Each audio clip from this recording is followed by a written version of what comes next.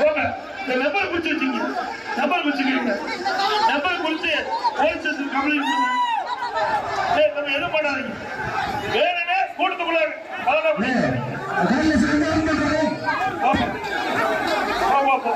ஒவ்வொரு முறையும் பொதுக்கூட்டம் போடும்போது நான் ஆரம்பத்திலிருந்து இது கிட்டத்தட்ட ஒரு 30 கூட்டத்தில் பார்த்திருக்கிறேன். இதே மாதிரி ஆம்புலன்ஸ் கூட்டத்துக்குள்ள விடுறது. ஆக இந்த அரசுக்கு எச்சரிக்கையா விடுறோம். அடுத்த இருக்க ஆம்புலன்ஸ் வந்தா ஆம்புலன்ஸ் பேஷண்ட் ஏத்திட்டு போற மாதிரி தான் இருக்கும். வெறும் வண்டி ஆம்புலன்ஸ் வந்தா அது யார் ஓட்டிட்டு வராங்களோ அவர் பேஷண்டா மாதிரி ஹாஸ்பிட்டலுக்கு போக வேண்டிய நிலைமை ஆயிடும். இவர் அந்த ஆம்புலன்ஸ் வர்ற வழியில் கூட்டத்தை போட்டுட்டு நான் வர வழியில் ஆம்புலன்ஸை விடுறாங்க அப்படின்ற மாதிரி ஒரு சொல்லியிருக்கிறார். தமிழில் ஒரு பழமொழி சொல்லுவாங்க, அரண்டவன் கண்ணுக்கு மிரண்டதெல்லாம் பேய் அப்படின்லாமெல்லாம் சொல்லுவாங்க. அவர் இந்த ஆம்புலன்ஸை பார்த்தா அவருக்கு என்னவோ வேறு ஏதோ ஞாபகம் வருதுன்னு நினைக்கிறேன். இது தவறான விஷயம். அதுவும் நான் பார்த்தேன், ஆம்புலன்ஸ் டிரைவர் நோட் பண்ணு, பேரை நோட் பண்ணு, ஆம்புலன்ஸில் இருக்கிறவங்க யார் யாருன்னு பேரை நோட் பண்ணுன்றார். இது மருத்துவத்துறை அலுவலர்களுக்கு, மருத்துவத்துறையில் பணியாற்றி கொண்டிருக்கின்ற ஒரு தன்னார்வமிக்க ஒரு தொண்டு செய்து கொண்டிருக்கின்ற மருத்துவர்களுக்கு விடுக்கிற ஒரு மிரட்டல் தொனி. ஒரு முன்னாள் முதல்வர் இது ஒரு மிரட்டுகிற தொனியில் ஆம்புலன்ஸ் டிரைவர் பேரை நோட் பண்ணு, வண்டி நம்பரை நோட் பண்ணுன்னு சொல்கிறது ஒரு அநாகரிகமான செயல். இது அவரை இதோட நிறுத்திக்கிறது நல்லதுன்னு நினைக்கிறேன். அமலாக்கத்துறையை வச்சு தங்களுக்கு ஒத்து வராத எதிர்கட்சிகளை மிரட்டுவாங்கன்னு சொன்னோம். தொடர்ந்து நடத்துகிறாங்க. அமைச்சராக இருக்கக்கூடிய நம்முடைய பெரியசாமியோட வீட்டில் ரெய்டு நடத்துகிறாங்க. உறவினர் வீட்டில் ரெய்டுன்னு ஒன்று ஓடி வந்து கூட்டணியில் சேர்ந்து நாங்கள் என்ன பழனிசாமியா? என் சொந்தக்கார வீட்டில் நடக்கிறதுக்கும் கூட்டணி சம்பளத்துக்கு என்ன சம்பந்தம்? என் சொந்தக்காரன் நிறைய இருக்கிறாங்க. அவிய தொழில் பண்றாங்க. அங்கங்க ஏதாவது நடந்தா போய் ஈடி போவோம், வருமான வரி போவோம். அதுக்கு என்னை கூட அது இணைக்காது தலைவா. திரு ஸ்டாலின் அவர்களே, அனைத்து இந்திய அண்ணா திராவிட முன்னேற்ற கழகத்தை பொறுத்த வரைக்கும் மடியிலே கனமில்லை, வழியிலே பயம் இல்லை, எதற்கும் யாருக்கும் அஞ்சாத தேர்ந்த அண்ணா திமுக.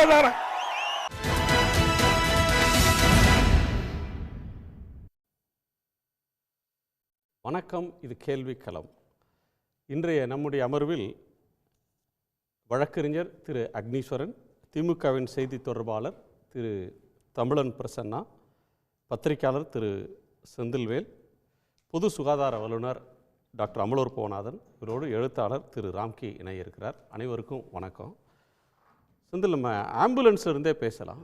எதிர்க்கட்சி தலைவர் பேசுகிறப்ப இடையூறு செய்கிறாங்க, இனி இப்படி செஞ்சீங்கன்னா வேற மாதிரி இருக்கணும் ஒரு எச்சரிக்கையை எதிர்க்கட்சி தலைவர் மிக மிக வன்மையாக கண்டிக்கத்தக்கது சார். இது அந்த ஆம்புலன்ஸ் அவருடைய, நான் கொஞ்சம் கடினமான வார்த்தைகளை பயன்படுத்திடக்கூடாதுன்னு நினைக்கிறேன், ஆனாலும் வேறு வழி இல்லை, அதை சொல்கிறேன். அறிவு விழுக்காடு மிக குறைவேனும் இருக்கக்கூடிய ஒரு நபர் கூட இப்படி பேச மாட்டார். ஏன் அப்படின்னா, ஆம்புலன்ஸ் எப்பொழுதும் பேஷண்ட்டோட மட்டுமே போகாது, பேஷண்ட்டை அழைச்சிட்டு வர்றதுக்கும் ஆம்புலன்ஸ் போகும். இந்த ஆம்புலன்ஸுடைய நம்பர் TN 20G2904. பள்ளிகொண்டா அவசர ஊர்திக்கு அங்கே இருக்கக்கூடிய அந்த கால் சென்டருக்கு இரவு 9:46 மணிக்கு இந்த அழைப்பு வருதுன்னு அந்த ஓட்டுநர் சொல்கிறார். அணைக்கட்டு அரசு பொது மருத்துவமனையிலிருந்து ஒரு பேஷண்ட்டை வேலூர் மெடிக்கல் காலேஜ் ஹாஸ்பிட்டலுக்கு சிட் பண்ணணும். அதுதான் அவங்களுக்கு கொடுக்கப்பட்டிருக்கக்கூடிய அந்த அழைப்பினுடைய நோக்கம். அதற்காக அந்த ஆம்புலன்ஸ் அந்த பாதையில் போகுது சார். ID 210293. அப்போ அது சும்மா டிஸ்டர்ப் பண்ணுறதுக்காக போகவில்லை என்பதற்காக இன்றைக்கு இந்த தரவுகளை நம்ம சன் நியூஸ் வாயிலாக நாட்டு மக்களுக்கு தெரியப்படுத்துகிறோம். இப்போ கேள்வி என்னன்னா சார், ஒரு ரொம்ப லாஜிக்கான ஒரு கேள்வி கேட்குறேன். அந்த எடப்பாடி பழனிசாமி அவர்கள் பேசக்கூடிய பொதுக்கூட்டத்திலே கூட அவ்வளோ பொதுமக்கள் இருக்கிறாங்க, பெருந்திரளாக இருக்காங்க, அவ்வளோ கூட்டம் இருக்குது. இப்போ அங்கேயே ஒரு கூட்டத்தில் யாரோ ஒருத்தர் மூச்சு திணறல் ஆகி மயங்கி விழுந்துட்டாரு, அல்லது திடீர்னு ஒரு மாரடை போகிறது, எடப்பாடி பழனிசாமியுடைய அறிவார்ந்த பேச்சை கேட்டு யாருக்கோ தலை சுற்றி கீழே விழுந்துட்டாங்கன்னு வைங்க, ஆம்புலன்ஸ் கூட்டு போகணுமா இல்லையா? நீங்கள் என்ன மாதிரியான வாதம்? நீங்கள் நல்லா கவனிச்சு பார்த்தீங்கன்னா சார், அந்த நீங்கள் ப்ளே பண்ண வீடியோவில் கூட அது இருக்கும். அடிக்கிறாங்க ஆம்புலன்ஸை. இவர் சொல்கிறாரு, எப்பா அடிக்காதப்பா அப்படிங்கிறார். அப்படின்னா அடிச்சிருக்கிறாங்க. அந்த ஓட்டுநர் சொல்கிறாரு, எங்களை தாக்கினார்கள்ங்கிறாரு, எங்களுடைய ஐடி கார்டெல்லாம் பிடிச்சி இழுத்தாங்க, எங்கள் சட்டையெல்லாம் பிடிச்சி இழுத்துட்டாங்க அப்படிங்கிறாரு.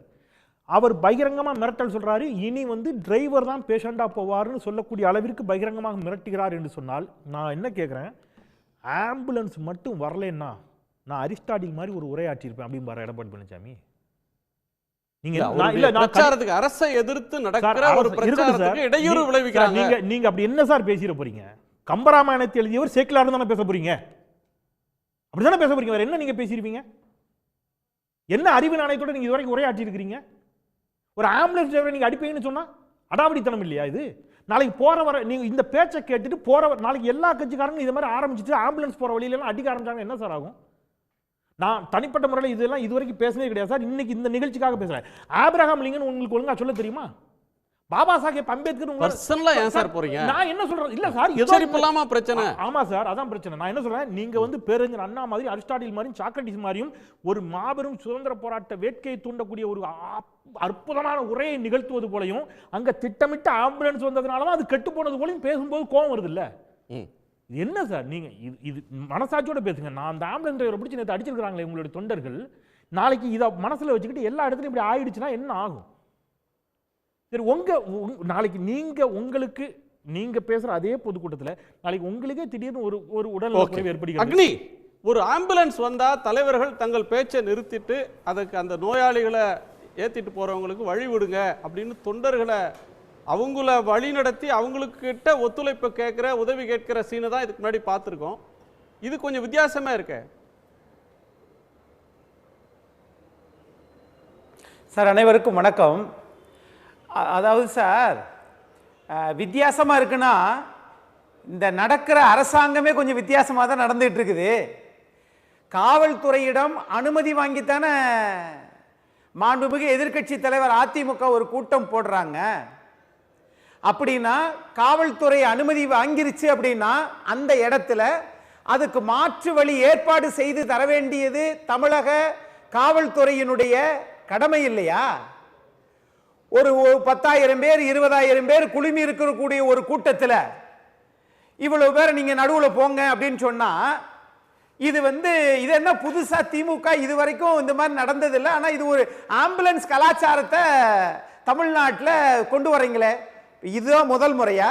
இல்லையே சார், 30 முறை இந்த மாதிரி வந்திருக்குது. அப்படின்னா என்ன அர்த்தம்னா, நீங்க மக்கள் கூடுவதை உங்களுக்கு தாங்கிக் கொள்ள முடியவில்லை.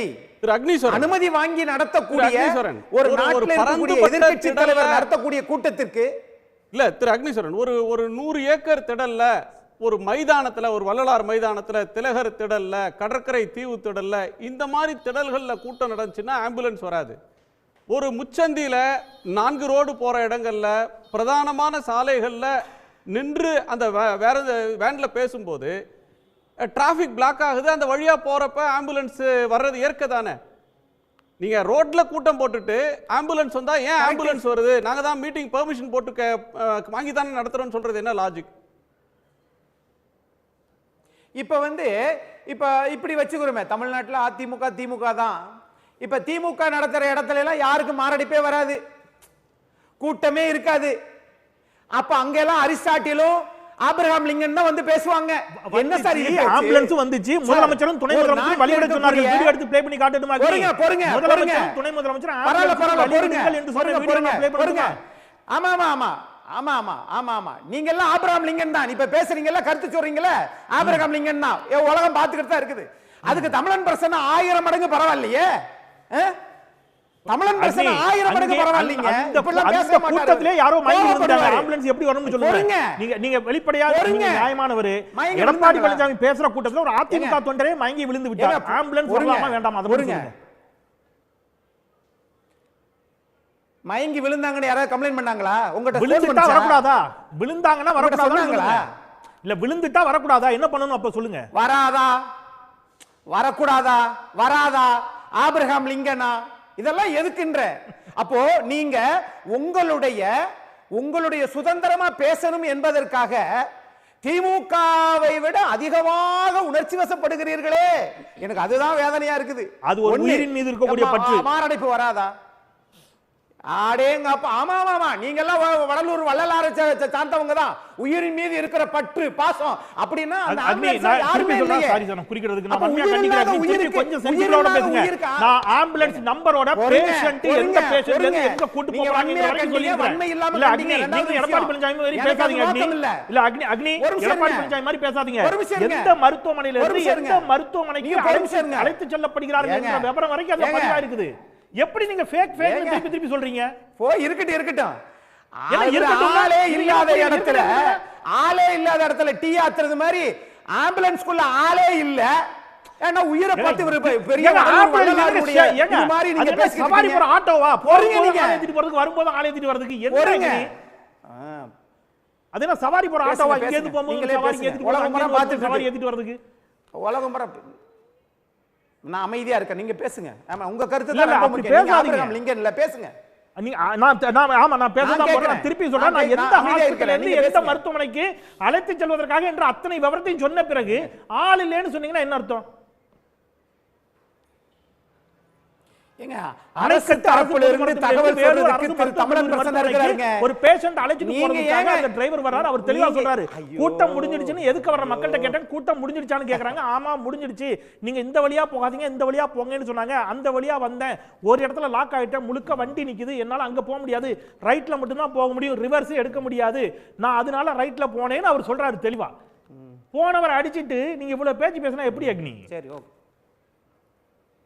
அக்னி, ஏங்க, ஆளுகிற கட்சிக்காக நீங்க இவ்வளவு பேச்சு பேசுறீங்களே, நியாயம், அப்ப அவ்வளவுதான். தமிழன் பிரசன்னா என்ன பேசுவாரு? எனக்கு அதான் கொஞ்சம் வேதனையா இருக்குது. அவரும் நியாயத்தை பேசுவார். பரவாயில்ல.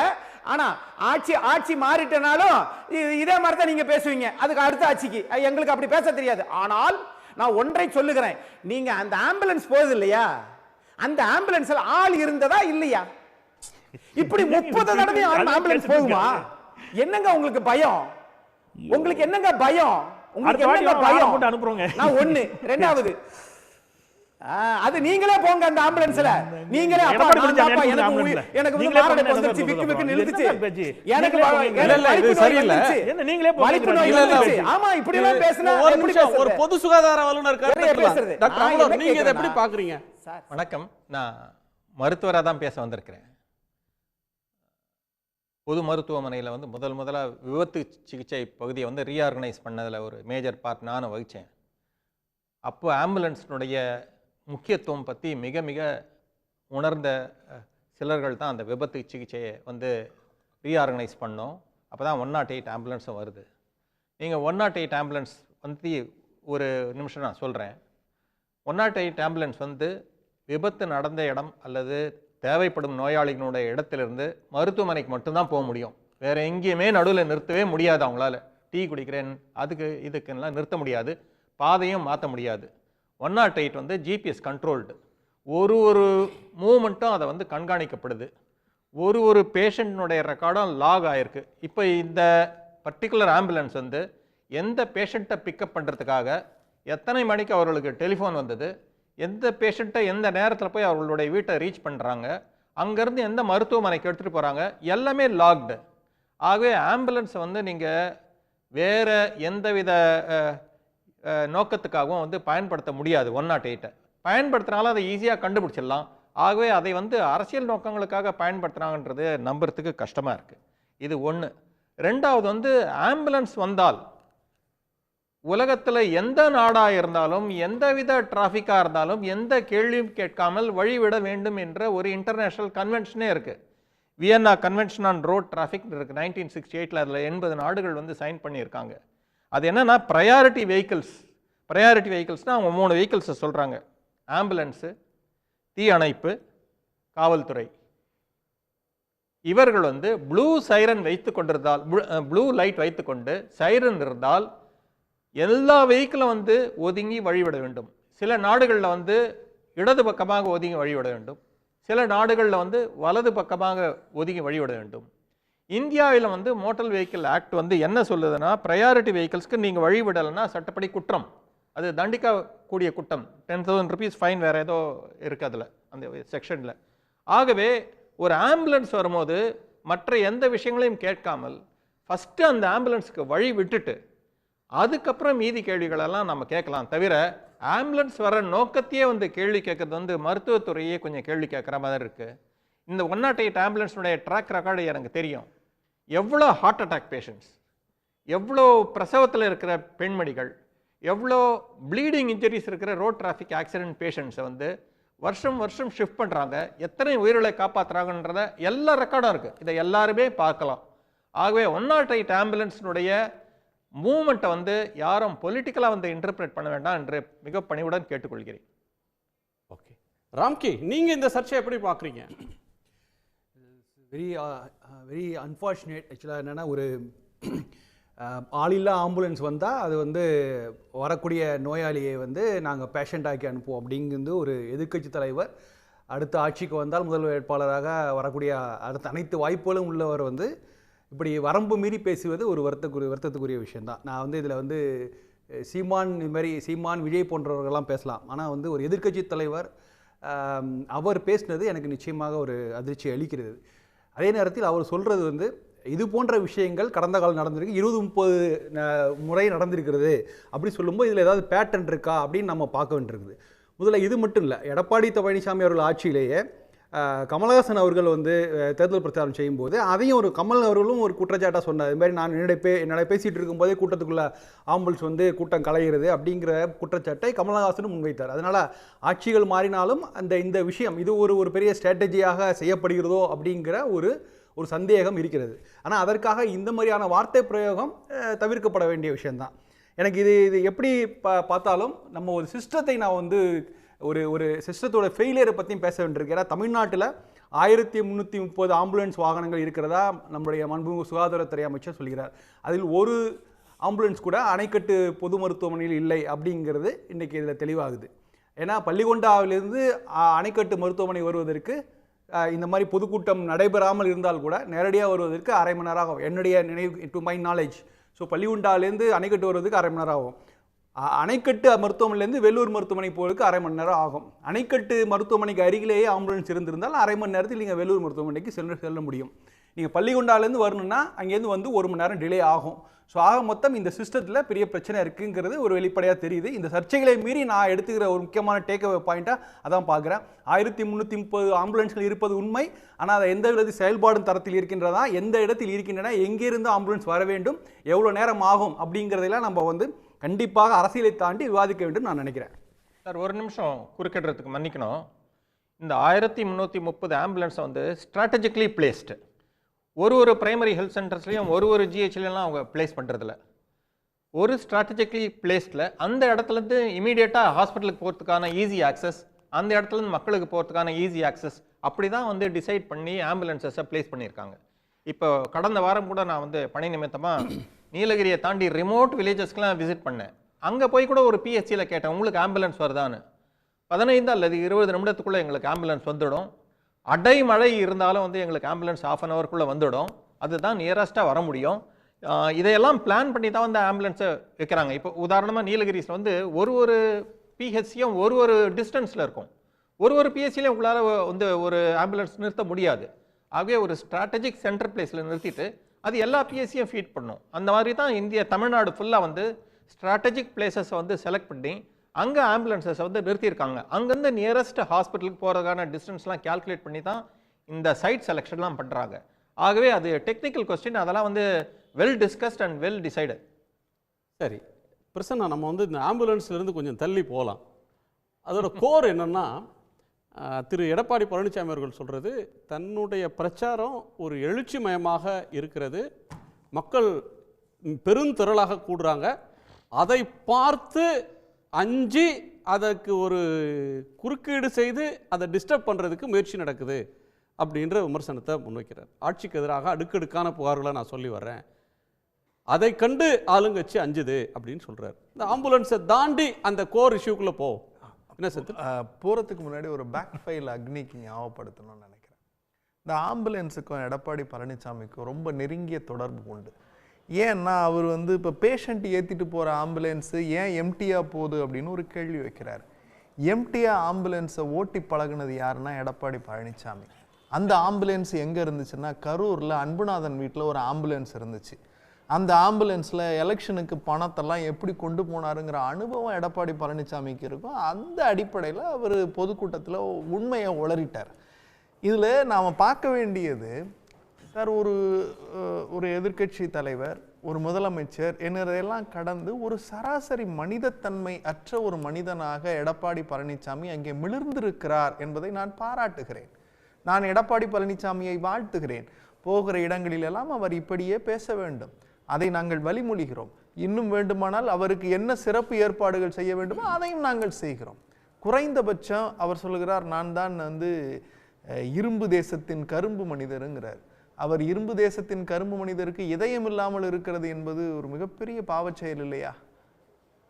அக்னி வந்து சொன்னாரு, செந்தில்வேல் திமுகவிற்காக பேசுகிறார், பிரசன்னாவை விட மேம்பட்டு பேசுகிறார். இங்கே யாரும் திமுகவோ அல்லது விமர்சகரோ அல்ல அக்னீஸ்வரனை போன்ற ஆதரவாளர்களோ அல்ல, குறைந்தபட்ச மனிதத்தன்மையோடு இந்த விடயத்தை அணுக வேண்டும் என்பதுதான் என்னுடைய தாழ்மையான கருத்து.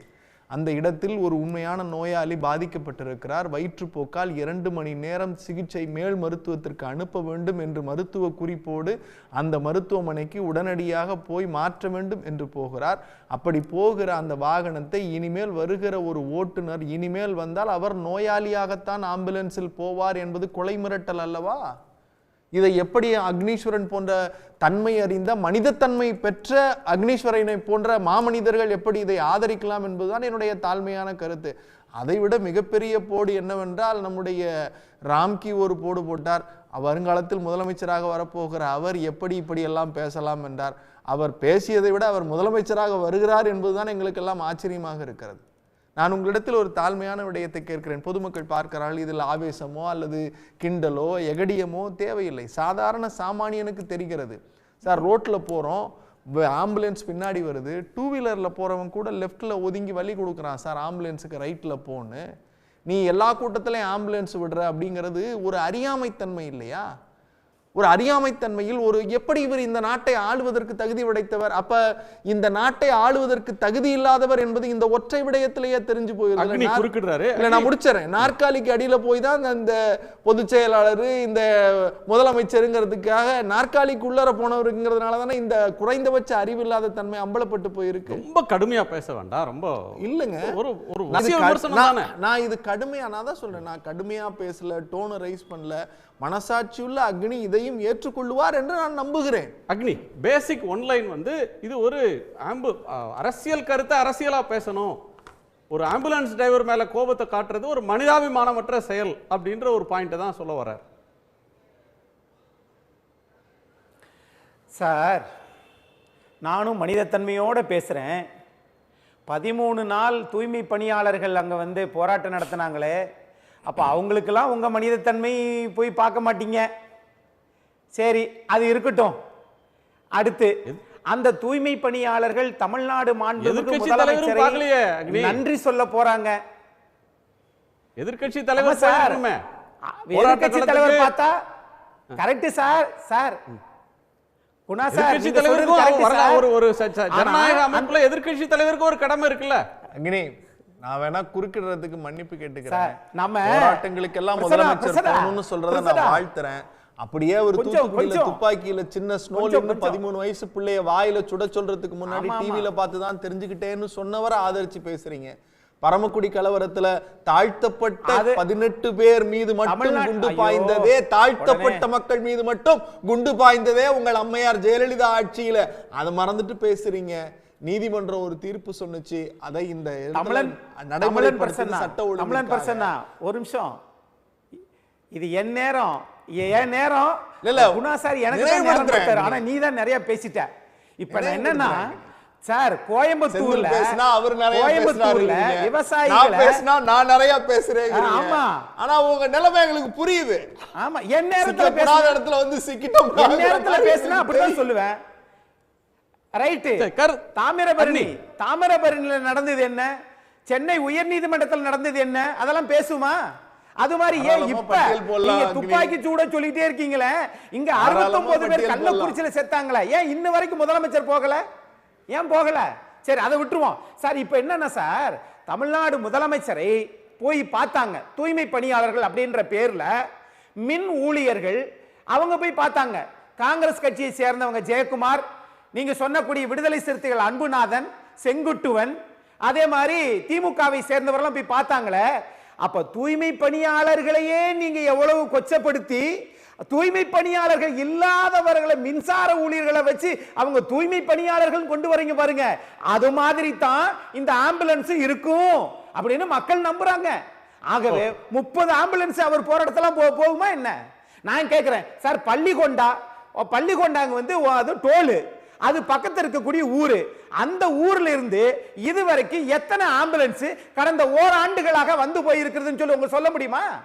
ஆகவே நீங்க எதிர்க்கட்சி தலைவருடைய பிரச்சாரத்தை விஷமத்தனமாக நீங்க ஏதாவது ஒரு மடைமாற்றம் செய்வதற்காக போட்ட நாடகத்தில் இதுவும் ஒரு நாடகம். உடனே அடுத்து சொல்லுவீங்க, ஏப்பா உயிர் மீது அக்கறை இல்லையாப்பா அப்படின்னா கள்ளக்குறிச்சியில செத்தாங்களே அந்த உயிர் எங்க போகு எங்க வருதுன்னு யாரும் கேட்க முடியாது.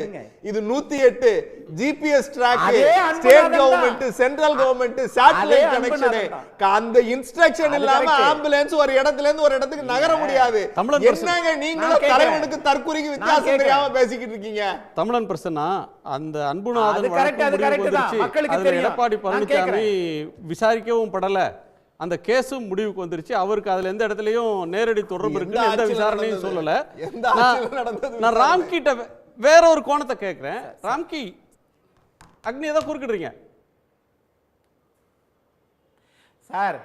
நீங்க ஒரு தலைவரை பிரச்சாரத்துக்கு அனுமதி கொடுப்பதும் மாண்புமிகு எதிர்க்கட்சி தலைவருக்கு அரசாங்கம் தான், ஆம்புலன்ஸ் அனுப்புறதும் அரசாங்கம் தான். அதை நம்ம விட்டுருவோம். இப்ப ஒரு தலைவரை முதலமைச்சர் ஆகுறாங்க எப்படி வந்துட்டீங்கன்னா, இப்ப நீங்க மட்டும் என்ன வானத்திலிருந்து எல்லாரும் குதிச்சு வந்து முதலமைச்சர் ஆயிட்டீங்க?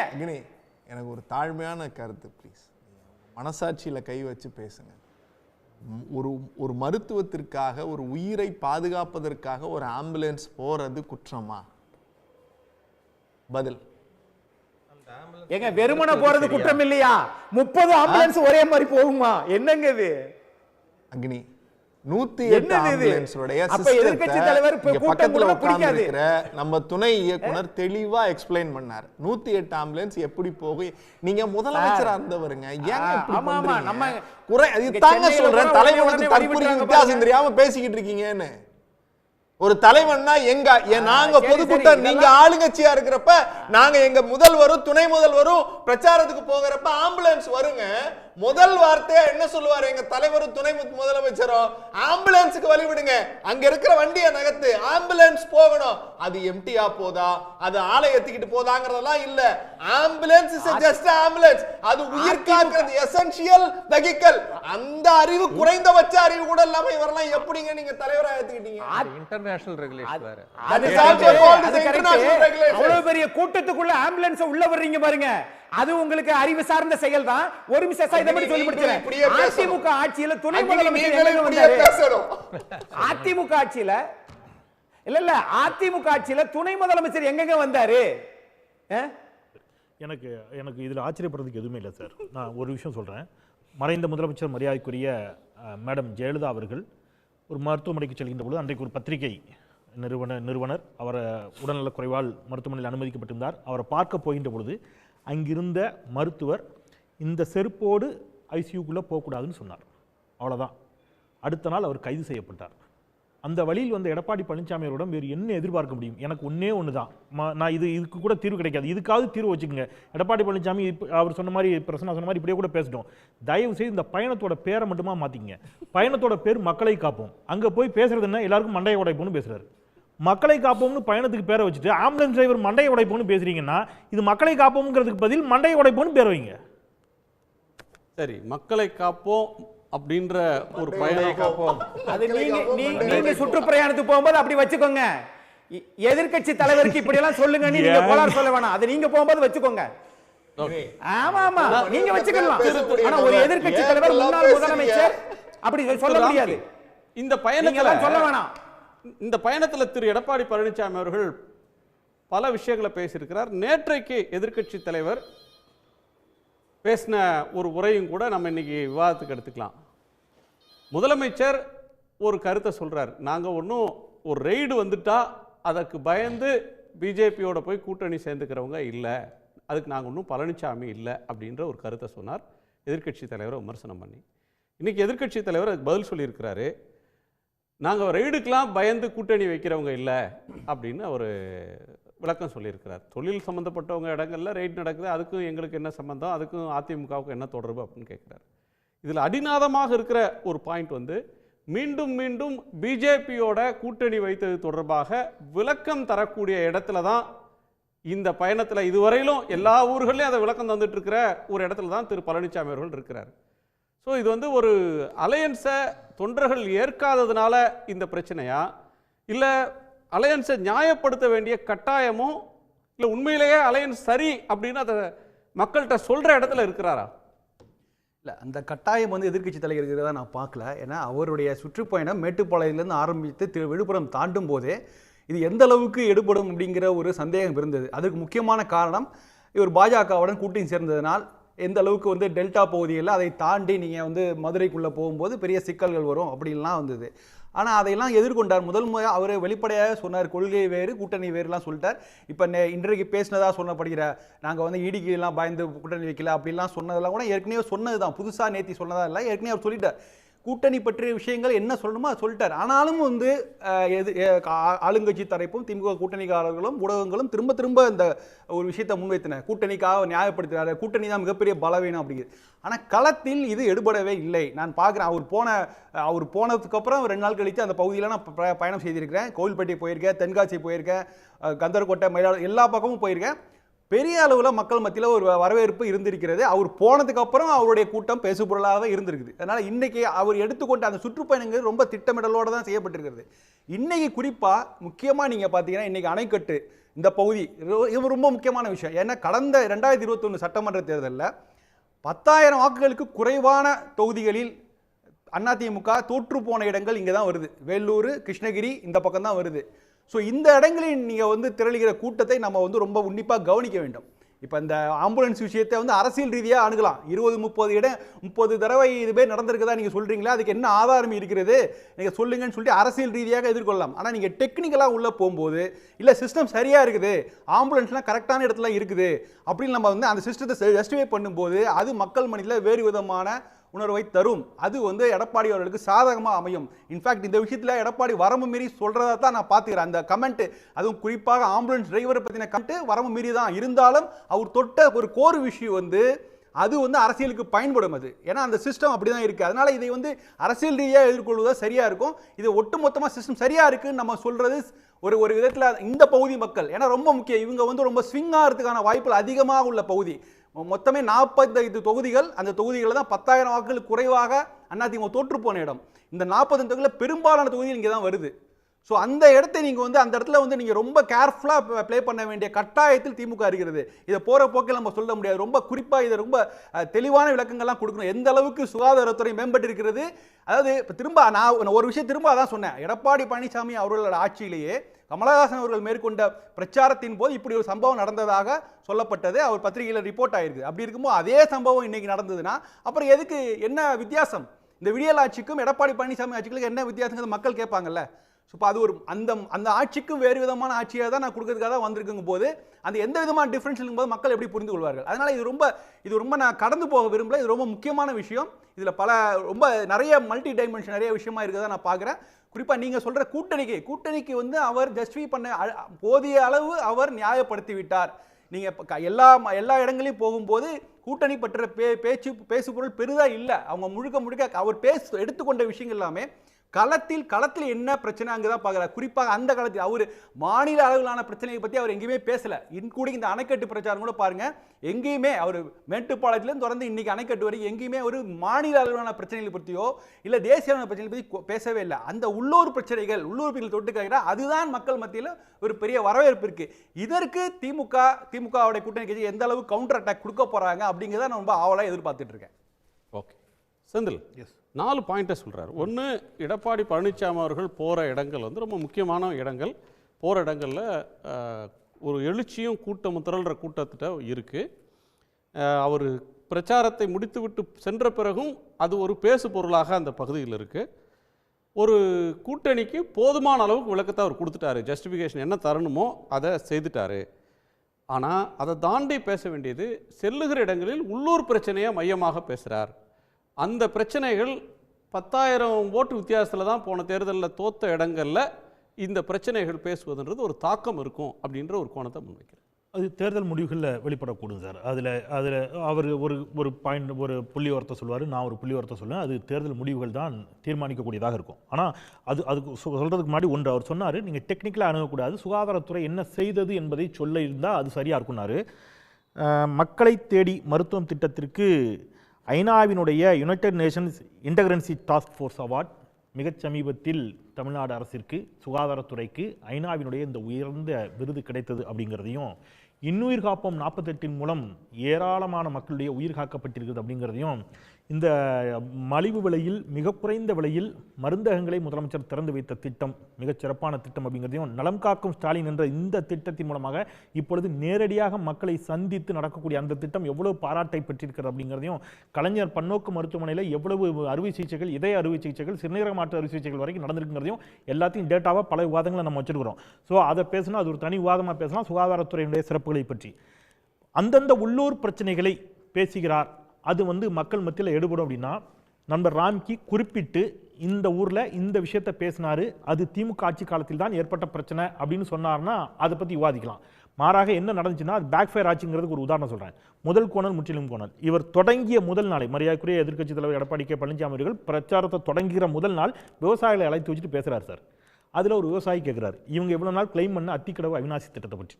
அத்திக்கடவு அவிநாசி திட்டம் ஏன் நிறைவேற்றப்படவில்லை என்ற கேள்விக்கு ஐயா எடப்பாடி பழனிசாமி அவர்கள் சொல்கிறார், அது மத்திய அரசு தடை போட்டு வச்சிருக்குது, மத்திய அரசு அனுமதி தரல, அதனால அந்த திட்டம் நிறைவேறவில்லை அப்படின்னு சொல்லிட்டு அடுத்த நாள் பொதுக்கூட்டத்தில் பேசும்போது சொல்றாரு, மத்திய அரசு தமிழ்நாட்டுக்கு எந்த திட்டத்தையும் தரல, எல்லா திட்டத்தையும் தடுத்து வச்சிருக்குன்னு ஸ்டாலின் சொல்றாரு, இதெல்லாம் போய் மக்கள் நம்ப மாட்டாங்கிறார். சார் நேற்று தான் சார் நீங்கள் தான் சார் சொன்னீங்க அத்திக்கடவு அவிநாசி திட்டத்தை ஒன்றிய அரசு தடுத்து நிறுத்தி வச்சிருக்குன்னு சொல்லிட்டு ஒரே நாளில் அவரே சொல்றாரு, ஸ்டாலின் இப்படி சொல்வதை மக்கள் நம்ப மாட்டார்கள்னு சொல்றாரு. இப்போ நீங்கள் அடுத்த கேள்வி என்ன, அத்திக்கடவு அவிநாசி திட்டத்தை ஒன்றிய அரசு அனுமதி தர மறுக்கிறதுனா நீங்கள் எதற்காக கூட்டணியில் இருக்கிறீங்கிற கேள்வி வரும்ல. இப்போ நீங்கள் திருப்பி நீங்கள் ஒரு கேள்வி எழுப்புனீங்க சார், விவாதத்துடைய கோர் இஷ்யூவா இந்த ரைடு உள்ளிட்டவற்றிற்கு அஞ்சுத்தான் இந்த கூட்டணி வைக்கப்பட்டிருக்கிறது அப்படிங்கிற சார்ஜை சிஎம் வைக்கிறாரு, இதை அவர் எதிர்க்கிறாரு அப்படின்னு சொல்கிறீங்க. அதை எதிர்க்கிறார் அப்படின்னா அதுக்கு ஒரு தரவுகளை தர சொல்லுங்கள். ஒன்று பாஜகவோடு நாங்கள் ஒரு குறைந்தபட்ச செயல் திட்டத்தை போட்டிருக்கிறோம், கீழடி அகலாய்வு அறிக்கையை பாஜக ஏற்றுக்கொள்ள வேண்டும் என்று அதிமுக வலியுறுத்துகிறது சொல்லுங்கள். நீட் விலக்கு கேட்டு அதிமுக ஆட்சி காலத்திலும் திமுக ஆட்சி காலத்திலும் போடப்பட்ட சட்டமன்ற மசோதாக்களை, தீர்மானங்களை ஒப்புதல் பெற்று தரணும், அப்போ தான் நாங்கள் கூட்டணியில் இருப்போம், இப்படி சொல்லுங்கள். தமிழ்நாட்டிற்கு தர வேண்டிய நிதியை, கல்வித்துறைக்கு ஒதுக்க வேண்டிய நிதியை நீங்கள் ஒதுக்கினா தான் நாங்கள் கூட்டணி, குறைந்தபட்ச செயல் திட்டம் ஏதாவது போட்டுருக்கீங்களா? நீங்கள் தமிழ்நாட்டினுடைய பெருமை, தமிழர்களுடைய தொன்மை, வரலாறு அனைத்தும் மறைக்கப்படுகிறது. கீழடியினுடைய கிமு 8ஆம் நூற்றாண்டுங்கிறத கிமு 3ஆம் நூற்றாண்டுன்னு மாற்ற சொல்லி என்ன அழுத்தம் கொடுத்தது ஒன்றிய அரசுன்னு அமர்நாத் ராமகிருஷ்ணன் வெளிப்படையாக பகிரங்கமாக குற்றம் சாட்டுகிறார். அந்த அமர்நாத் ராமகிருஷ்ணன் நீங்கள் பழிவாங்கும் போக்கில் மாற்றுகிறீர்கள். இதை கண்டித்து ஐயா எடப்பாடி பழனிசாமி ஒரு அறிக்கை விட்டுருப்பாரா? நயனார் நாகேந்திரன் சொல்றாரு, கீழடி மேலடிலாம் பேசாதீங்க. இது எப்படி இந்த மாதிரியான வார்த்தை? இதே மாதிரி இங்கிருந்து யாராவது பேசியிருந்தாங்கன்னு வைங்க சார். இப்போ நான் என்ன சொல்றேன், ஒவ்வொருத்தருக்கும் ஒரு பெருமை. எங்களுக்கு தமிழர் அடையாளம் பெருமை. நீங்கள் ஒரு பெருமையை நம்புறீங்க. இப்போ நீங்கள் ராமரை பக்தியோடு வணங்குகிறீர்கள், அல்லது அயோத்தியை பற்றி நீங்கள் பெருமையாக நினைக்கிறீங்க. இதே மாதிரியான இந்த வார்த்தையை சொல்லி நீங்கள் கீழடி மேலடின்னு சொன்ன மாதிரி ராமரை பற்றியோ அல்லது அயோத்தியை பற்றியோ யாரோ ஒருத்தர் ஒரு வார்த்தையை சொன்னார்னா நீங்கள் இந்நேரத்துக்கு எவ்வளோ பெரிய பிரச்சனை பண்ணியிருப்பீங்க.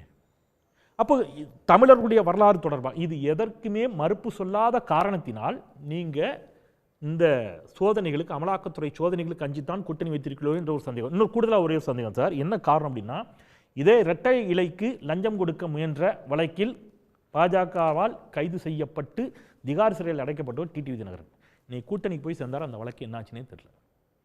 அதிமுகவினுடைய முன்னாள் அமைச்சர்கள் அத்துணை பேரின் மீதும் இந்த ஆர்கே நகர் இடைத்தேர்தலை ஒட்டி அவ்வளோ சோதனை நடத்துகிறாங்க, அந்த தேர்தலே ரத்து பண்ணி நிப்பாட்டி வச்சாங்க. இன்றைக்கி அந்த வழக்கெலாம் என்னாச்சு?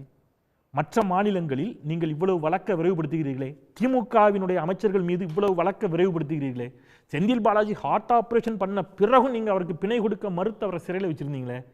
அஇஅதிமுக அமைச்சர்கள் மீதான உங்கள் நடவடிக்கை அனைத்தும் கிணத்துல போட்ட கல் மாதிரி கிடக்குது அப்படின்னு சொல்லிக்கின்ற பொழுது நீங்கள் சோதனைக்கு அஞ்சித்தான் கூட்டணி வைத்திருக்கிறீர்களோ அப்படிங்கிற சந்தேகம் சாமானியர்களுக்கும் எழும். அந்த சந்தேகம் தான் முதலமைச்சருக்கும் எழுந்திருக்கிறது.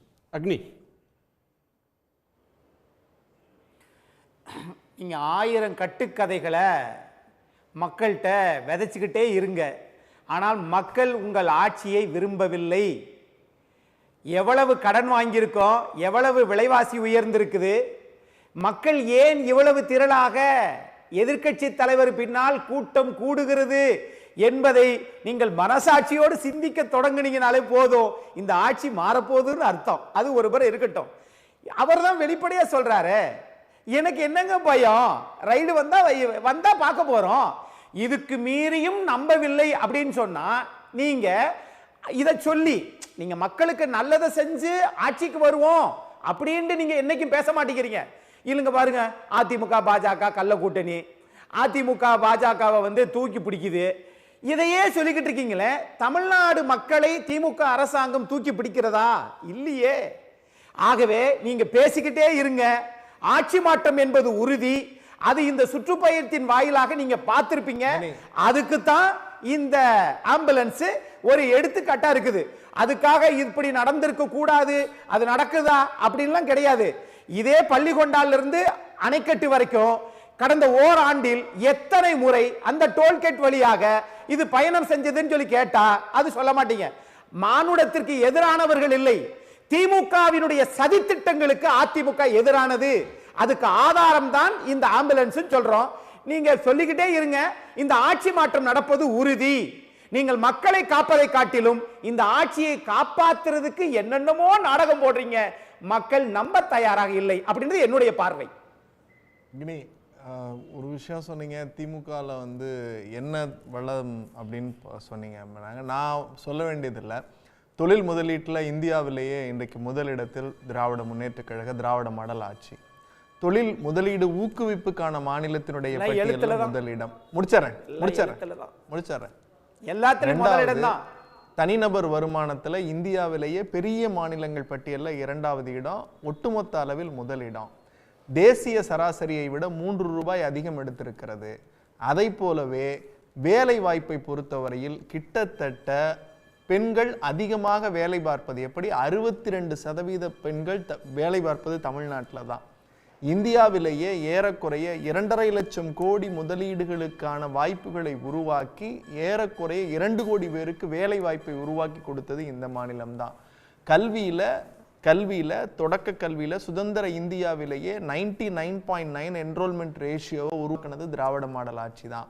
உயர்கல்வி சேர்க்கை விகிதம், சுகாதாரத்துறையில் 0 டெத் அப்படிங்கிற அந்த குழந்தை பிறப்பு விகிதத்தில் இறப்பு இருக்குல்ல, அது நீங்க இப்படி கையாட்டலாம். இதெல்லாம் நீங்க யாருக்கிட்ட போய் கேட்கணும்னா உங்க பஞ்சாயத்து இருக்காப்புல அமித்ஷா, அவருக்கு அந்த ஸ்டாட்டிஸ்டிக்ஸ் மினிஸ்ட்ரி நிதி ஆயோக்கிட்டையும் போய் கேட்டு இப்படி வட சுடுறது யாருன்னு கேளுங்க. ஆம்புலன்ஸையே நான் எனக்கு ரொம்ப அசிங்கமா இருக்கு. இவ்வளவு தரவுகள் நான் பேசுறேன்ல, உங்கள்கிட்ட ஏன் பேசுறேங்கிறது எனக்கு ரொம்ப கவலையா இருக்கு. ஏன்னா ஆம்புலன்ஸ்ல போறதை பாக்குறதுக்கு தெரியாத தற்குறியை தலைவனாக ஏற்றுக்கொண்டவர்களுக்கு எல்லாம் நாங்க இவ்வளவு புள்ளிவரம் சொல்றோமே எங்களுக்கு வருத்தமா இருக்கு. எங்க தலைவர் பட்டியலிடுறார். இந்த பட்டியல் எல்லாருமே வச்சிருக்கிற ஒன்றிய அரசாங்கம் தமிழ்நாட்டில் இருக்கிற தமிழர்களை உயர்த்தி பிடித்திருக்கிறோம். தன்னுடைய சொந்த மகனுக்காகவோ சம்பந்திக்காகவோ அந்த அதிமுகவையும் அதிமுக தொண்டர்களையும் அடகு வைத்தவர் தான் இந்த 11 தோல்வி அடிமை பழனிசாமி. அதை பக்குவமா சொல்றேன், எழுதி வச்சுக்கங்க. நீங்க கனவு காணலாம் அடுத்து நாங்கள் தான் ஆட்சின்னு. அதைத்தான் ராம்கி வழிமொழிஞ்சாரு, நீங்களும் சொன்னீங்க எங்களுக்கு கூடுகிற கூட்டத்தை பாருங்கள்னு. புதுக்கோட்டையில இருந்து ஒரு வீடியோ வந்துச்சு தெரியுமா, விஜயபாஸ்கர் என் பங்காளி பண்ண வீடியோ. 300 ரூபா ஒரு சேலை ஒரு தட்டு, இதுதான் கூட்டணி. ஒவ்வொரு கூட்டத்துக்கு 2 கோடி ரூபா. ஏப்பா எடப்பாடி நீ தானப்பா சம்பாதிச்ச, மாவட்ட செயலாளர் எங்களை போட்டு நசுக்கிறியேன்னு அதிமுக மாவட்ட செயலாளர்கள் எல்லாம் கதறாங்க. அவங்க எல்லாம் அறிவாலயத்துக்கு வர போறாங்க. இன்னும் குறிப்பா நாமக்கல்ல இருந்து ஒரு தலைவர், கோயம்புத்தூர்ல இருந்து ஒரு தலைவர்லாம் அதிமுகல இருந்து அறிவாலயத்துக்கு வர போறாங்க. ஒரு கூடுதல் தகவல் சொல்றேன், எடப்பாடிக்கு தகவல் சொல்லுங்க. நம்பிக்கிட்டே இருங்க. இப்படி ஆட்சியே மாறப்போகுது, அப்புறம் எதுக்கு அறிவாலயத்துக்கு வரணும்? எனக்கு ஒரே ஒரு டவுட் தான் சகோதரர் அக்னீஸ்வரன். ஒருவேளை அது மக்கள் தான் தீர்மானிக்கணும். ஒருவேளை அப்படி ஆட்சி மாறினால் அந்த ஆட்சியிலாவது ஐயா எடப்பாடி ஐயா எடப்பாடி பழனிசாமி மக்களை சந்தித்து வெற்றி பெற்று முதலமைச்சர் ஆகிவிட்டால் அந்த ஆட்சியிலாவது ஆம்புலன்ஸு நோயாளிகளை ஏற்றுவதற்கு போலாமா, அல்லது நோயாளிகளை ஏற்ற போகும்போதே யாராவது 2 பேரும் டிக்கெட் போட்டு ஏற்றிட்டு தான் போகணுமா? அப்பையும் ஆபிரகாம் லிங்கன் நீங்க பேசிட்டு தான் இருப்பீங்க, பார்த்துக்கிட்டே தான் இருப்போம். கேட்ட கேள்வி கரெக்டா பதில் சொல்லுங்க. அது ஆபிரகாம் லிங்கன் இல்ல, அபிராம் லிங்கன். ஆபிரகாம் லிங்கன் தானே? அபிராம் அன்னைக்கு ஆபிரகாம் லிங்கனா? பாப்போம், அன்னைக்கு பாப்போம். இல்லங்க சரி, எடப்பாடி கிட்ட சொல்லுங்க. ராம்கி அக்னி வந்து திரும்ப திரும்ப ஒரு கருத்தை சொல்றாரு, ஆட்சி மாறப்போகிறது, மக்கள் இந்த ஆட்சியை நம்பவில்லை, விரும்பவில்லை. தமிழன் பிரசன்னாவும் பேசும்போது வந்து கட்டுக்கதைகளை சொல்றீங்கன்றார். புள்ளி விவரங்களால எதிர்கொள்ளணும் அப்படின்னு பார்க்கிறதா, இல்ல திரு அக்னி சொல்லக்கூடிய கருத்துக்கள் இருக்குல்ல, மக்கள் விரும்பவில்லை, ஆட்சி மாற்றம் உறுதின்னு. அதிமுக அது அதன் தரப்புல இப்படியான ஒரு கதையாடல் முன்வைக்கப்படுதா? இல்லை வந்து அது வந்து ஒன்று too early to say. But என்னன்னா, நீங்கள் எடப்பாடி அவர்களுக்கு வரக்கூடிய கூட்டம் வந்து நிச்சயமாக பொதுமக்கள் இருக்காங்க. தொண்டர்களை தாண்டி அழைத்து வரப்பட்டவர்கள், இழுத்து வரப்பட்டவர்கள்லாம் நான் சேர்த்துக்கிறேன், இருக்காங்க. ஆனால் அதையும் தாண்டி பொதுமக்கள் வராங்க, கவனிக்கிறாங்க, அவர் பேசுகிறத வந்து ஒரு அப்சர்வ் பண்ணுறாங்க, ஒரு ரியாக்ஷன் நடக்குது, ஏதோ ஒரு உரையாடல் நடக்குது. அது நம்ம வந்து முற்றிலுமாக அது கூட்டப்பட்ட கூட்டமாக முற்றிலும் புறந்தள்ளிட முடியாது. அப்படி ஒரு கதையை முன்வைத்தால் அது ஒரு பெரிய பின்னடைவை சந்திக்க வேண்டியிருக்கும் ஆளுங்கட்சியை பொறுத்த வரைக்கும். ஸோ கூட்டம் வருகிறது, அவர் பேசக்கூடிய விஷயங்களுக்கு அவரும் வந்து எப்படி சொல்றாருன்னா, அவர் ஒரு கமிட்மெண்ட்லாம் கொடுக்கல. ஏற்கனவே நீங்க பத்திரிகையாளராக பல நூறு கூட்டங்களை பார்த்திருப்பீங்க. தேர்தல் நேரத்தில் வந்து பிரம்மாண்டமான கூட்டங்கள், திகைக்க வைக்கிற கூட்டம்லாம் கூட வரும், ஆனா முடிவு வேறாக இருக்கும். ஆமா, இப்போ சமகாலத்தில் பல தலைவர்கள் சுற்றுப்பயணம் போறாங்க. பிரேமலதா போறாங்க, அன்புமணி போறாங்க, டாக்டர் ராமதாஸ் போறாங்க, பலர் இந்த மாதிரியான பயணங்களை மேற்கொள்றாங்க. முதலமைச்சர் திரு ஸ்டாலின் அவர்கள் தமிழ்நாட்டில் வாரத்துக்கு 2 நாட்கள் வெளியூர்களுக்கு பயணம் பண்றாரு.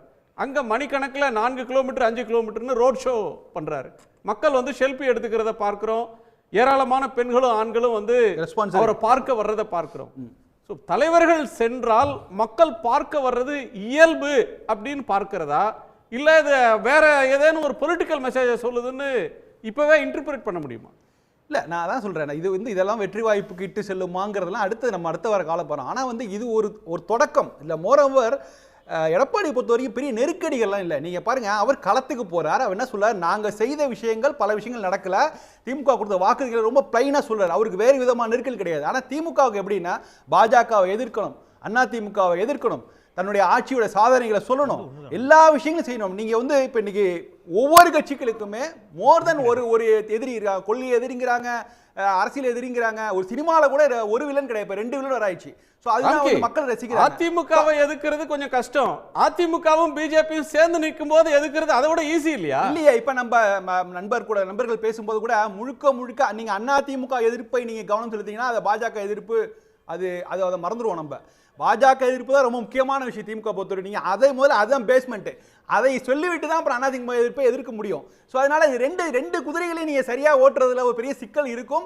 அது எல்லா நேரமும் நீ கவனமா ஓட்ட முடியாது, ரொம்ப கஷ்டமான விஷயம். இது எல்லா கட்சிகளுக்கும் இருக்கு. நீங்க திமுக, பாமக, பாஜக கூட சிக்கல் இருக்குது. எல்லா கட்சிகளுக்குமே ஒரு அரசியல் எதிரி, கொள்கை எதிரிலாம் இருக்காங்க. ஆனா அதிமுக பொறுத்த வரைக்கும் அவரு எது இல்லை, அவங்க ஒரு ஆன்டி டிஎம்கே.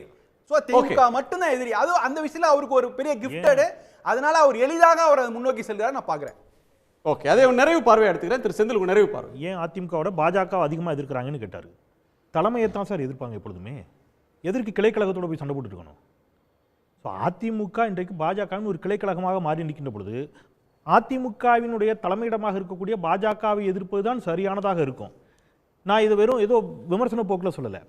சிஏஏ சட்டத்தை ஆதரித்து நீங்கள் வாக்களித்தீர்கள். பாஜக என்னெல்லாம் சட்டம் கொண்டு வந்துச்சோ, வேளாண் சட்ட திருத்தத்திலிருந்து, சிஏஏலேருந்து, முத்தலாக்கிலிருந்து, பாஜகவின் அனைத்து கொள்கைகளையும் நீங்கள் ஏற்றுக்கொண்ட பிறகு செம்புலப்பயல் நீர் போல் அன்புடைய நெஞ்சம் தாம் கலந்தனவேங்கிற மாதிரி நீங்கள் 2 பேரும் 2.5 கலந்த பிறகு உங்களை தனித்தனியாக என்னத்தை எதிர்க்கிறது? 2 பேரும் தான் ஒன்றாயிட்டீங்கல்ல.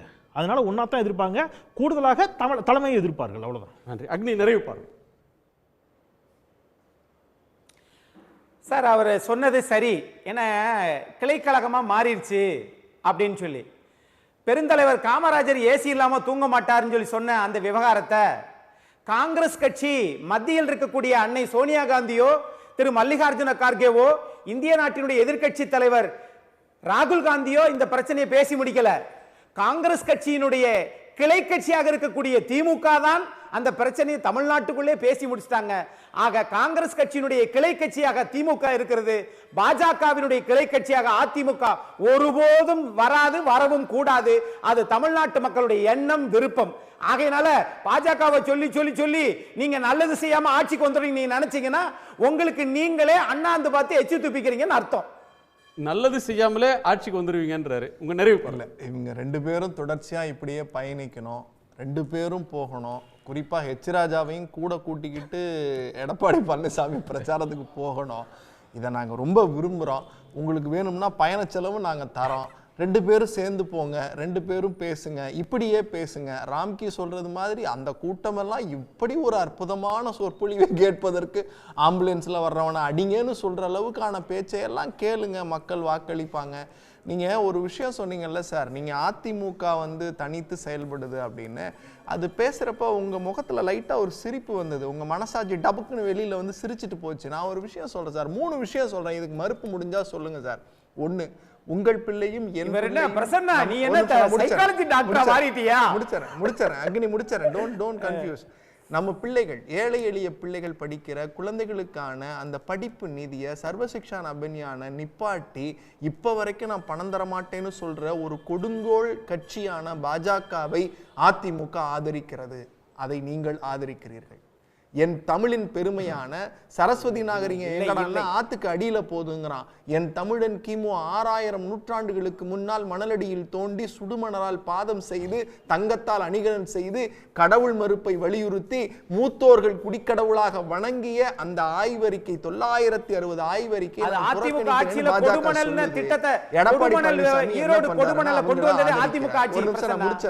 முடிச்சிடுறேன். இந்த மாநிலத்திற்கு வர வேண்டிய ஜிஎஸ்டி இழப்பு தொகையா இருக்கட்டும், ஜிஎஸ்டி தொகையா இருக்கட்டும், வளர்ச்சி நிதியா இருக்கட்டும், திட்டங்களா இருக்கட்டும், ரயில்வே பட்ஜெட்ல தமிழ்நாடுன்ற பேர் கூட வராம இருக்கே, இதையெல்லாம் எடப்பாடி பழனிசாமி எப்ப கேட்பாரு அப்படிங்கறதா எங்க தாழ்மையான கேள்வி. இதையெல்லாம் கடந்து மக்களை உயர்த்தி, நாட்டை உயர்த்தி, பொருளாதாரத்தை உயர்த்தி, இயற்றலும் ஈட்டலும் காத்தலும் காத்த வகுத்தலும் வல்லது அரசு என்பதற்கு இலக்கணமாக இருக்கிற முத்துவேல் கருணாநிதி ஸ்டாலின் ஆட்சியை பார்த்து ஏதோ இழித்ததாம் எங்களுக்கு கவலை இல்லை, நீங்கள் இப்படியே கூட்டணியில் இருக்க வேண்டும் என்பதுதான் என்னுடைய ஆசை. பயணியுங்கள், பார்ப்போம். டாக்டர் அமலோர், திமுக பார்வை, அதிமுக ஆதரவு பார்வை இதெல்லாம் பார்த்தோம். பொதுவான மக்கள் பார்வை, நீங்களும் தமிழ்நாடு முழுக்க பயணம்லாம் பண்ணுவீங்க, ஆட்சி மீதான மதிப்பீடு அப்படின்றது என்னவாக இருக்கு? நான் வந்து இல்லம் தேடி கல்வி, பொது சுகாதாரம் இதை ஆய்வு செய்வதற்காக பல இடங்களில் போய் பார்த்துருக்கேன். எல்லா இடங்களிலும் வந்து மக்கள் மத்தியில் பரவலான ஒரு வரவேற்பு இருக்குது. அங்கங்கே சிறு சிறு குறைகள் கண்டிப்பாக இருக்கிறது, மிக சிறு குறைகள், அதெல்லாம் அப்பப்போ தீர்க்கும். இது ஒரு டீம் மட்டும் அவங்களெல்லாம் ரிவ்யூ பண்ணல, டீம் மேலே பல இடங்களுக்கும் போய் கான்ஸ்டண்ட்டாக ரிவ்யூ பண்ணிகிட்டு இருக்காங்க. அங்கங்கே இருக்கிற சில குறைகளெல்லாம் உடனடியாக ப்ளக் பண்ணிகிட்டே தான் இருக்காங்க. ஆக இந்த சிஸ்டம் ரிஃபைன் ஆகிட்டு வருது. நான் இந்த ஆம்புலன்ஸ் விஷயத்துக்கு வரேன். ஒரு அரசு ஆம்புலன்ஸை, அதுவும் ஒரு அரசை நிர்வகித்த ஒரு முன்னாள் முதலமைச்சர் கூட்டத்தில் ஒரு அரசு ஆம்புலன்ஸை அதனுடைய போக்குவரத்தை நிறுத்துறது வந்து சர்வதேச மாண்புகளுக்கு மட்டும் இல்லை, காமன் சென்ஸ்க்கே அது ரொம்ப அகெயின்ஸ்ட். ரெண்டாவது, அந்த டிரைவரை இழுத்து அவருடைய பேட்ஜ் எல்லாம் பிடுங்கிறது வந்து, மேன் ஹேண்டில் பண்ணுறது வந்து எந்த விஷயத்திலையும் அது ஏற்கத்தக்கது அல்ல. அதை விட ஏற்கத்தகாதது ஒன்று இருக்குது. அந்த ஆம்புலன்ஸ் கதவை திறக்கிறது. அந்த ஆம்புலன்ஸில் ஒரு ஹார்ட் அட்டாக் பேஷண்ட் இருந்திருக்கலாம், அந்த ஆம்புலன்ஸில் ஒரு ப்ளீடிங் இன்ஜுரியில் ஒரு பேஷண்ட் இருந்திருக்கலாம், அந்த ஆம்புலன்ஸில் ஆக்சிஜன் தேவைப்பட்டு வென்டிலேட்டரில் ஒரு பேஷண்ட் இருந்திருக்கலாம், அந்த ஆம்புலன்ஸில் பிரசவத்துக்கு இருக்கிற ஒரு தாய்மா இருந்திருக்கலாம். கதவை வந்து திறப்பதற்கு அவர்களுக்கு யாருக்குமே எந்தவித உரிமையும் இல்லை. இந்த மாதிரி இன்னொருத்தனுடைய பிரைவசியை வயலேட் பண்ணுறது வந்து மிக மிக அவலமான விஷயம். இது வந்து ஒரு முன்னாள் முதலமைச்சர் நடக்கிற கூட்டத்தில் நடந்தது ரொம்ப வேதனையாக தான் நான் கருதுகிறேன். கடைசியாக ஒன்று சொல்ல விரும்புகிறேன். ஒரு நிகழ்ச்சியிலையும் நம்ம வந்து ஒரு பாடம் கற்றுக்கலாம். இந்தியாவிலேயே ஆம்புலன்ஸ் வந்து நோயாளிகளுக்கு மட்டும் இல்லாமல் உடல் உறுப்புகளை எடுத்து செல்வதற்கும் முதலாக செய்த தமிழ்நாடு தான் அதை செய்தது. அந்த கிரெடிட்டும் தமிழ்நாட்டுக்கு உண்டு. தமிழ்நாட்டுக்கு இன்னொரு மாண்புமிகு முதலமைச்சருக்கு என்னுடைய பணிவான வேண்டுகோள், இனிமேல் இதை நாம் ஒரு பாடமாக எடுத்துக்கொண்டு எந்த பொதுக்கூட்டமாக இருந்தாலும் சரி, எந்த விஐபி விசிட் இருந்தாலும் சரி, எந்த ரோட் ஷோ இருந்தாலும் சரி, அங்கே ஒரு லேன் ஆம்புலன்ஸ் போவதற்காக பிரத்யேகமாக வழிவிட்டாக வேண்டும் என்பதை கட்டாயமாக்கப்பட வேண்டும். ஒரு உயிர் நம்மால் காப்பாற்ற முடிந்தால் கூட அது மிகப்பெரிய விஷயம். ஆனால் இந்த மாதிரி கலாட்டால ஒரே ஒரு உயிர் போனால் கூட அது மிக துக்கமான விஷயம். அதை நாம் எந்த காலத்திலும் அனுமதிக்க கூடாது என்று மாண்புமிகு முதலமைச்சருடன் எனது தாழ்மையான வேண்டுகோளை வைத்துக் கொள்கிறேன். நன்றி. எல்லோருக்கும் நன்றி. மீண்டும் சந்திப்போம். இது கேள்விக்களம், மக்களின் மேடை.